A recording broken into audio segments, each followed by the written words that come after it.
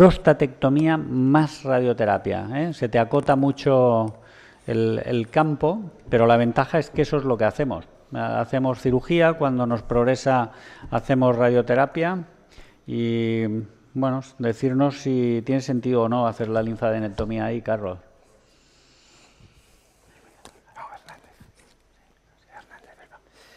Muy bien, muchas gracias, Antonio.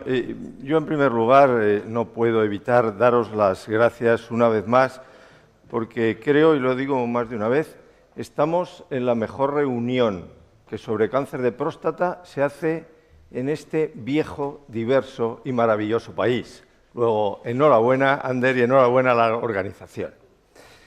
Dicho eso, qué fácil es enganchar con lo que acaba de decir Chechu, porque vamos un poco, efectivamente, en la misma línea, ¿no? Incluso yo creo que habría muchas cosas que a lo mejor me las podría saltar, porque vamos a ver un perfil de paciente muy parecido al que comentábamos aquí.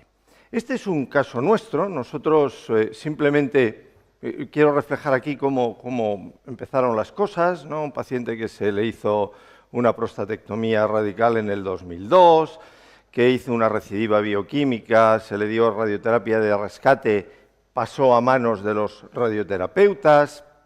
Ellos manejaron esto. Ya parece ser que en el 2012 encontraron una adenopatía en sus estudios de extensión, no contaron con nosotros para nada, pasaron de una hormonoterapia intermitente a una continua y ya, como ya empezábamos nosotros a hacer linfadenectomías o intentos de extirpación de masas adenopáticas, pues nos lo presentaron y le hicimos una linfadenectomía de rescate en el año pasado, y este año y pico, y ya en el 2016 estaba con un PSA de 2,16, que no sé si puede ser bueno, malo o regular, pero esto era lo que había pasado. Cuando tiene la recidiva bioquímica y se identifica, incluso un poquito antes de aquí, la adenopatía, se le pone hormonoterapia, empieza a hacerse teóricamente resistente a la castración y es cuando nosotros le hacemos la linfadenectomía y fíjense cómo cae el PSA y luego parece que está repuntando un poquito.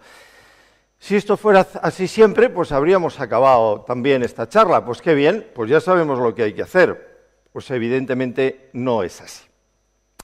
Y no es así, vamos un poco a definir dónde estamos en este perfil de pacientes. Bueno, pues lo englobamos en lo que ya también un artículo en el que está también Alberto Briganti identifica como posibilidad de tratamiento directo a la metástasis.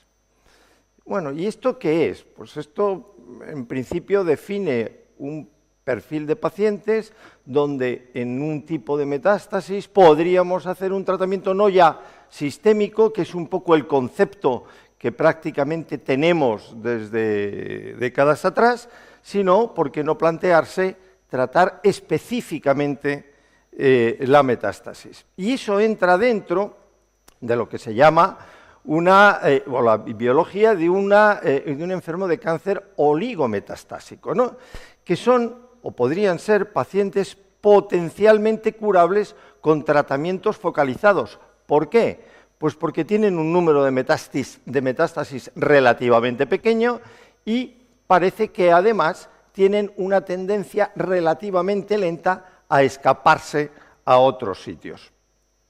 Bien, pues con esa pequeña introducción podríamos decir, bueno, ¿y cómo evaluamos en un paciente ya muy concreto cáncer de próstata que ha sido prostatectomizado, radiado, etcétera, la sospecha de que tiene una metástasis o metástasis linfáticas cuando sube el PSA? Y si es así, ¿cómo las podemos tratar? ¿Y son todos los pacientes candidatos a hacer esto?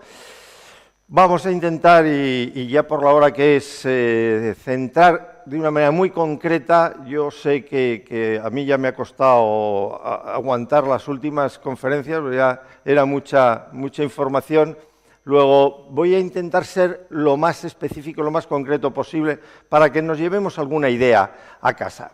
Bueno, es verdad que donde aparecen fundamentalmente las metástasis linfáticas en estos pacientes también es en el área pélvica.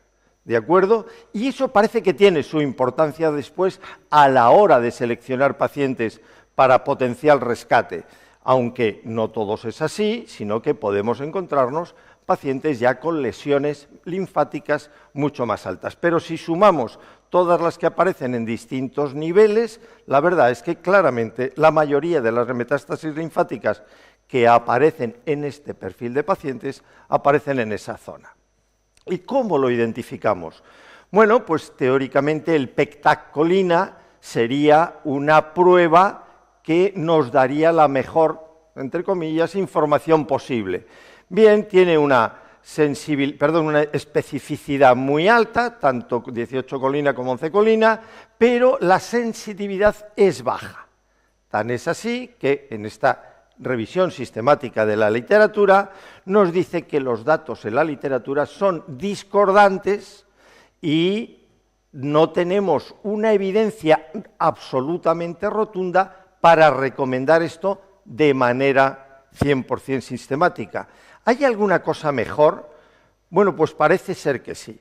El PET-colina con antígeno específico de membrana prostática, los datos que tenemos, los datos publicados también en revisiones sistemáticas y metaanálisis, nos dan ya aquí sí un área bajo la curva muy bueno en cuanto a que la especificidad y la sensibilidad son muy altas, por encima tanto por las lesiones como por pacientes, por encima del 80-85%. Es decir, que podemos tener en nuestras manos, esto todavía aquí, hasta donde yo sé, no lo tenemos, pero a lo mejor la utilización de este PECTAC con este antígeno específico de membrana nos podría dar muchísima más seguridad de qué es lo que tenemos y qué es lo que potencialmente podríamos tratar.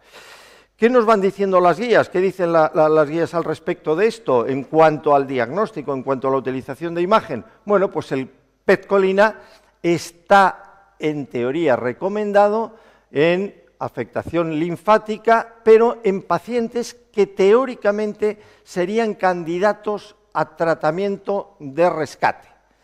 Es decir, que si nosotros nos planteamos que ese enfermo, en el caso de tener afectación linfática, le podríamos o queremos rescatarle o potencialmente rescatable, en ese caso podría estar indicada el hacer este tipo de estudios.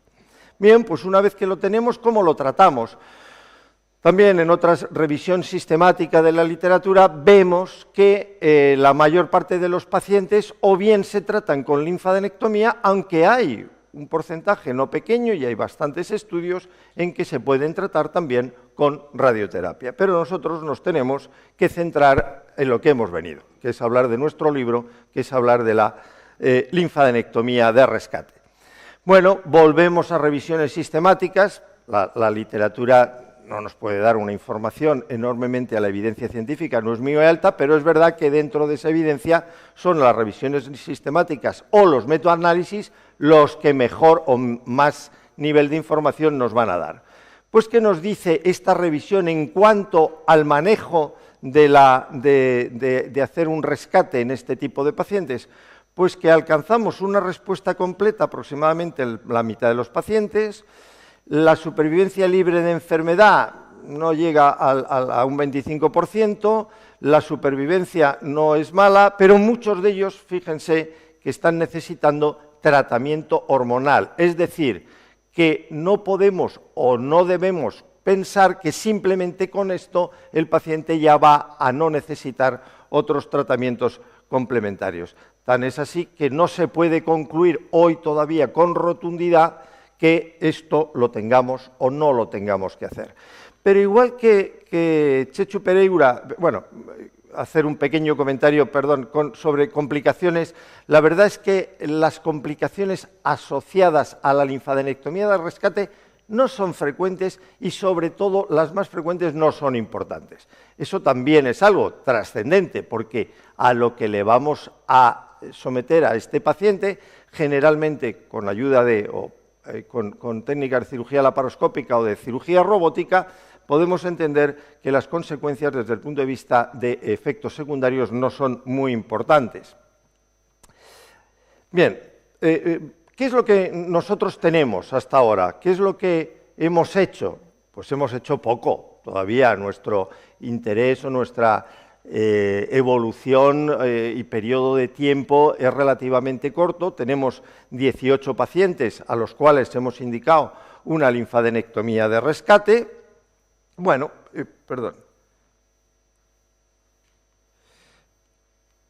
una linfadenectomía de rescate.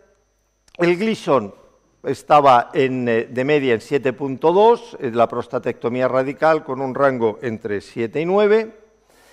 Esto simplemente para, al hilo también de uno de los comentarios que se han hecho a lo largo de la mañana, nosotros solo conseguimos en 11 pacientes que la anatomía patológica fuera o representara lo que teóricamente la imagen nos había dicho, y es que tenía ganglios positivos y efectivamente la anatomía patológica nos lo confirmó. ¿Eso quiere decir que en los otros no lo tenían? No, igual que comentaba esta mañana, puede ser simplemente que no hemos hecho bien la técnica. Este es un poco el resumen de nuestra experiencia. Como decía, tenemos 8 pacientes respondedores y 10 no, pero fíjense, incluso los respondedores en un periodo de tiempo no largo, 8 de ellos están con hormonoterapia en este momento. Y es verdad que no hemos tenido complicaciones, pero esto puede ser sin más, que a veces no hemos querido arriesgar más de la cuenta y a veces a lo mejor nos hemos quedado un poco conservadores y de ahí que en 7 pacientes no hayamos encontrado patología. Ya voy acabando, puesto que la última pregunta es, ¿son todos candidatos? Pues yo creo que también podemos un poco definir eso, ¿no? En este artículo del año 2015 podemos saber que cuando el PSA está por encima de 4, la respuesta es claramente peor. Cuando el PSA está por debajo de 4, la respuesta a esa cirugía es mejor. Y exactamente igual que comentaba Chechu, cuando el número de nódulos es bajo. Aquí se centran en más o menos de 3. Cuando hay más de 3, la respuesta es mala. Cuando hay menos de 3, la respuesta es mejor. Y esto es lo que ya dicen las guías clínicas. Bueno, pues hay que discutirlo, hay que tomarlo en consideración, pero hoy todavía no lo podemos considerar como una actitud clara y absoluta. Y con esto acabo. ¿La linfadenectomía de rescate puede ser una opción? Pues puede ser una opción cumpliendo a priori pues estos parámetros. Pacientes que todavía tienen una larga expectativa de vida, que son relativamente jóvenes, que tienen una larga evolución de su cáncer de próstata, es decir, que el tratamiento, las recidivas bioquímicas, etcétera, ya nos llevan a conocer un histórico relativamente largo, a ser posible con PSAs menores de 4, con un número de ganglios menores de 3, que esos ganglios estén fundamentalmente localizados en la región pélvica, pero es verdad que solo con esto no nos podemos quedar. Necesitamos más estudios, necesitamos más evidencia, necesitamos saber si aún incluso cumpliendo estos criterios, nuestros resultados en supervivencia, en retraso del tratamiento, etcétera, etcétera, son beneficiosos para los pacientes. Pues nada más y muchas gracias. Una pregunta en la sala, da para una pregunta. Y si no, comentarte, Carlos, ¿no tienes la sensación de que vamos a empezar a ver más este tipo de pacientes? Porque hemos hecho muchas prostatectomías radicales laparoscópicas sin linfadenectomía, que luego eran pacientes que probablemente la necesitaban. Y le doy la vuelta a la pregunta. ¿No deberíamos hacer más linfadenectomías cuando hacemos la prostatectomía? Primero, a mí no me cabe ninguna duda que este perfil de pacientes, que ya van a ser pacientes que operamos hace más o menos una década, cada vez van a nutrir más nuestras consultas y habrá que darles una respuesta. 1 y 2, que también lo hemos comentado a lo largo de la mañana, yo creo que hay que hacer más linfadenectomía, o sea, el concepto de intentar al máximo, no solo con un concepto de saber el estadio, que también, sino con un concepto probablemente de mejorar supervivencia, etcétera, el número de linfadenectomías debe aumentar.